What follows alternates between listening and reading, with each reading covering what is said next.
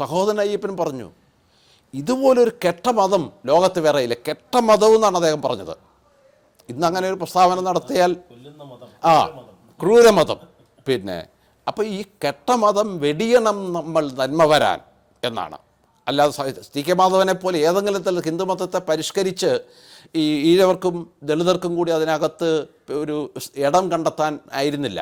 ഈ 1950കളിലാണെന്ന് തോന്നുന്നു കേന്ദ്ര പട്ടികജാതി കമ്മീഷൻ്റെ ഒരു ടീം, ഒരു കമ്മിറ്റി ഇവിടെ വന്നപ്പോൾ അതിനകത്ത് അവർ സഹോദരനയ്യപ്പനെ സന്ദർശിച്ചു. അതിനകത്തെ ഒരു ദളിത് മെമ്പർ അദ്ദേഹത്തോട് ചോദിച്ചു, ജാതി നശിപ്പിക്കാനുള്ള എന്താണ് മാർഗം എന്ന് പറഞ്ഞപ്പോൾ അദ്ദേഹം ഒറ്റ ലിക്വിഡേറ്റ് ഹിന്ദുയിസം, അതിനെ പൂർണ്ണമായും തുടച്ചു മാറ്റുക. അംബേദ്കർ പറഞ്ഞത് ജാതിയെ അനാഹിലേറ്റ് ചെയ്യണമെന്നാണ്, നിർമ്മാർജ്ജനം ചെയ്യണമെന്നാണ്. പക്ഷേ ജാതിയെ നിർമ്മാർജ്ജനം ചെയ്യണമെങ്കിൽ ജാതിയെ സ്വയം, കാരണം ജാതി മതത്തിൻ്റെ പരിവേഷം ആർജിച്ചുകൊണ്ടാണ് ഇന്ത്യയിൽ പ്രവർത്തിക്കുന്നത്. മതത്തിൻ്റെയും ധാർമ്മികതയുടെയും ഒക്കെ പരിവേഷം ആർജിച്ചിട്ടുമാണ്. ഇപ്പോൾ ഈ വംശീയത, യൂറോപ്പിൽ വംശീയതയെ അടിമത്തത്തിനെതിരൊക്കെ സമരങ്ങൾക്ക് വിജയിക്കാൻ കഴിയുന്നത് വംശീയത ഒരു മതപരിവേഷം അതിനില്ല. അതുപോലെ സ്ലേവറി, യൂറോപ്പിലെ സ്ലേവറിക്ക് മതപരിവേഷമില്ല. ഏറ്റവും ക്രൂരമായ ഒരു ഇൻസ്റ്റിറ്റ്യൂഷൻ, സോഷ്യൽ ഇൻസ്റ്റിറ്റ്യൂഷൻ നിലയ്ക്കാണ് അത് പ്രവർത്തിക്കുന്നത്.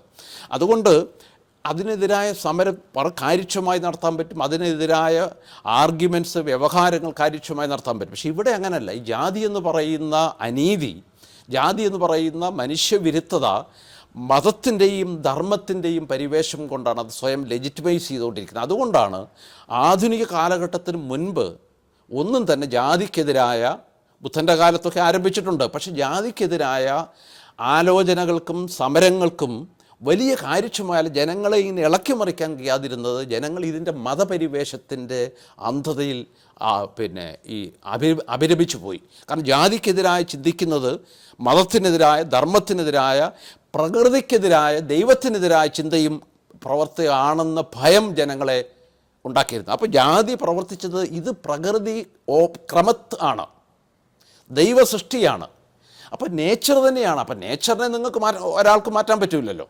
അതുകൊണ്ട് അതിന് വഴങ്ങി നിങ്ങൾക്ക് പറഞ്ഞിട്ടുള്ള ധർമ്മം, നിങ്ങൾ അയിത്തക്കാരനാണെങ്കിൽ അയിത്തക്കാരനായി ഈ ജന്മത്തിൽ ജീവിച്ചാൽ ഒരുപക്ഷെ ഭാവി ജന്മത്ത് കുറച്ചുകൂടെ മെച്ചപ്പെട്ട ഒരു ജന്മം കിട്ടിയേക്കാം. പിന്നെ ഈ വൈക്കം ഇണ്ടതുരുത്തി നമ്പൂതിരിയും ഗാന്ധി എന്നുള്ള സംഭാഷണത്തിൽ അയാൾ ശങ്കരസ്മൃതി ഉദ്ധരിച്ചുകൊണ്ട് പറഞ്ഞത്, അവരുടെ പൂർവ്വജന്മങ്ങളിൽ ചെയ്തിട്ടുള്ള പാപകർമ്മങ്ങളുടെ ഫലം അനുഭവിക്കാതെ അവർക്ക് പോകാൻ പറ്റില്ലല്ലോ. അതുകൊണ്ട് ആര് പറഞ്ഞാലും ഇതൊക്കെ അവരുടെ ഈ വഴി നടക്കാൻ സ്വാതന്ത്ര്യം നിഷേധിക്കപ്പെട്ട ഈഴവരും പുലയരും കുറവരും ഉൾപ്പെടെയുള്ള ആളുകളുടെ പൂർവ്വജന്മ ഫലമാണ് അവരെ ഈ വഴിയിൽ നടക്കാൻ അനുവദിക്കാത്തത് എന്നാണ് നമ്പൂതിരി ഗാന്ധിയോട് പറഞ്ഞത്.